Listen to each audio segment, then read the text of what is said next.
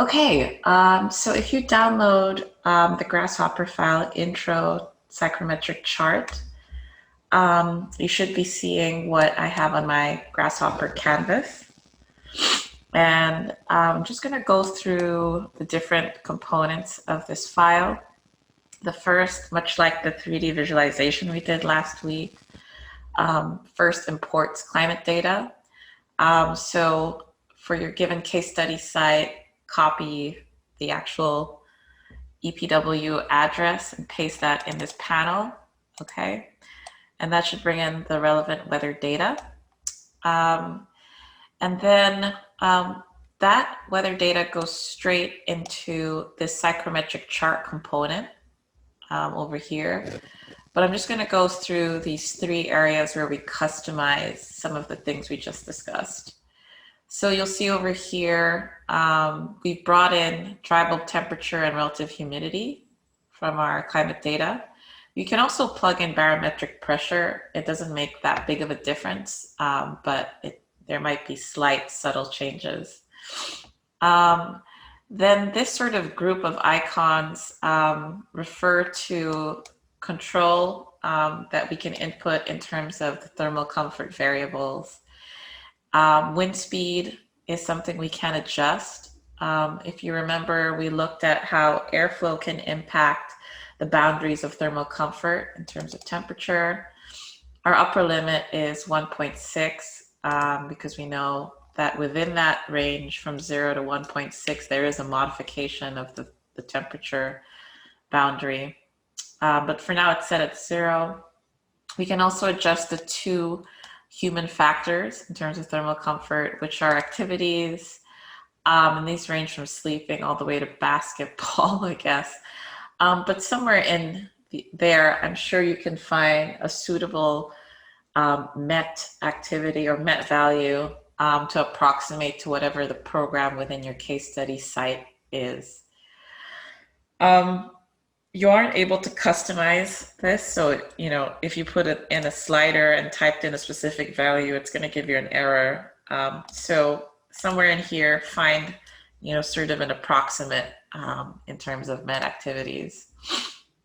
Then we have, of course, the CLO list. Again, that's not customizable via numerical values, but you can, sort of check, and this sort of adds it all up and allows the psychrometric chart to take in that data. But you can see if we just plug in a panel, it actually takes in those values for underwear all the way to a coat, sums that up, and then goes straight into the CLO levels. Okay. Then we have the passive strategies, which, as you saw, can modify the actual thermal comfort polygon, the strategy called comfort polygon on the psychrometric chart. So you can choose any of these strategies, just similar like that. It's just a check mark, and it recalculates the comfort polygon on the psychrometric chart. There can be a further customization, as you can see over here, which are just more finely tuned comfort parameters, which have to do with what we just talked about, the predicted percentage of people dissatisfied. In sort of the ASHRAE standard, we're looking at much lower. We're trying to minimize the number of people who would be thermally dissatisfied. But you can adjust that threshold.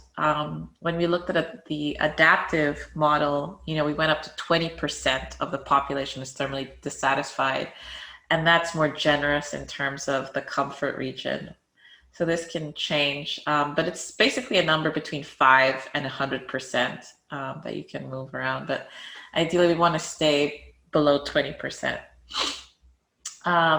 Also, based on, adaptations of people in different climates, people are able to tolerate much higher humidity ratios. So this can also be changed, but the default is 0.012, which is the ASHRAE standard.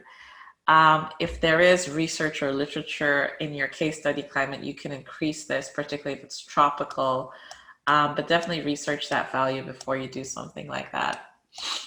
For now, I'm not going to plug it in. If you do want to plug it in, you can easily do that and plug it in there.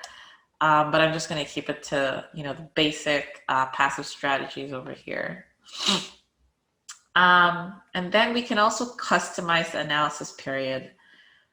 So for instance, right now, this is visualizing all of the data points from January to December. But if we wanted to, narrow this down, we can plug that in into the analysis period and adjust as needed. All right. And then once all of those inputs are customized and fed in, we will see the generation of the psychrometric chart on the Rhino canvas. I'm just going to push this to the side so we can look at it. But this is the psychrometric chart for Copenhagen from January to December. And you can see over here that we have the number. So these are hourly data points. In blue, we see, the fewer numbers of hours that sort of lie within these psychrometric data points. And in red, we have a concentration of hours in the year where we have that psychrometric condition. So, little things in terms of customization, if we change the program from, say, an office program to something like, I don't know, a gym, right? We will see a recalculation. Well, this is probably off the charts.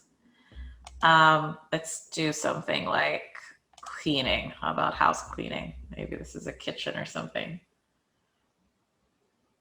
Let's give that a second to recalculate. But yeah, so you can see how the comfort polygon is shifted based on the Met list. We can adjust the CLO level, sure. In this climate, passive solar heating is incredibly important, right? You can see some periods here are hot. This is probably during the summertime. So we want to cool. Maybe if we look at fans, right?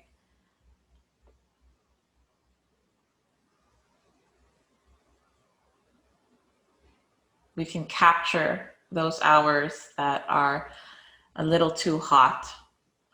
So we can calculate that as needed. And let's just see, let's plug this in.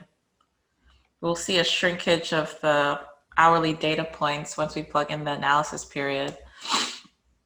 But we can produce psychrometric charts, obviously, for winter and summer in terms of the seasonal extremes,